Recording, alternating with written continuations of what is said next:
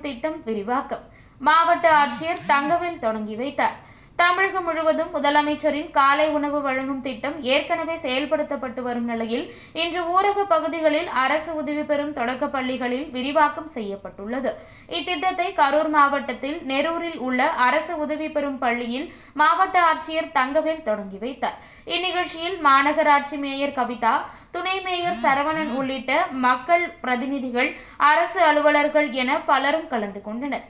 மாவட்ட ஆட்சியர் மாணவ மாணவிகளுக்கு உணவுகளை பரிமாறியதுடன் அவர்களுடன் அமர்ந்து காலை உணவு சாப்பிட்டார். தன்னுடன் அமர்ந்து சாப்பிட்ட குழந்தைகளுக்கு உணவு ஊட்டி மகிழ்ந்தார். கரூர் மாவட்டத்தில் ஊரகத்தில் உள்ள 24 ஊரக பகுதிகளில் உள்ள அரசு உதவி பெறும் பள்ளிகளில் பயிலும் 1677 மாணவ மாணவிகள் பயன்பெறுவார்கள் என அதிகாரிகள் தெரிவித்தனர்.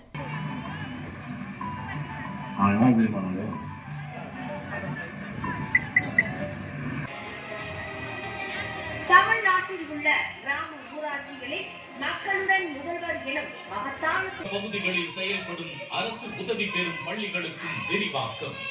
தொடங்கி வைப்பவர் மாண்புமிகு தமிழ்நாடு முதல்வர். குடிகள் பயணம், புதுமை திட்டம், முதலமைச்சரின் காலை உணவு திட்டம், இந்த திராவிட மாடல் அரசால் உருவாக்கப்பட்ட திட்டம்தான் மக்களுடன் முதல்வர் என்கிற இந்த மாணவிகளை அன்புடன் அழைக்கின்றோம். அனைவரும் எழுந்து நிற்குமாறு அன்புடன்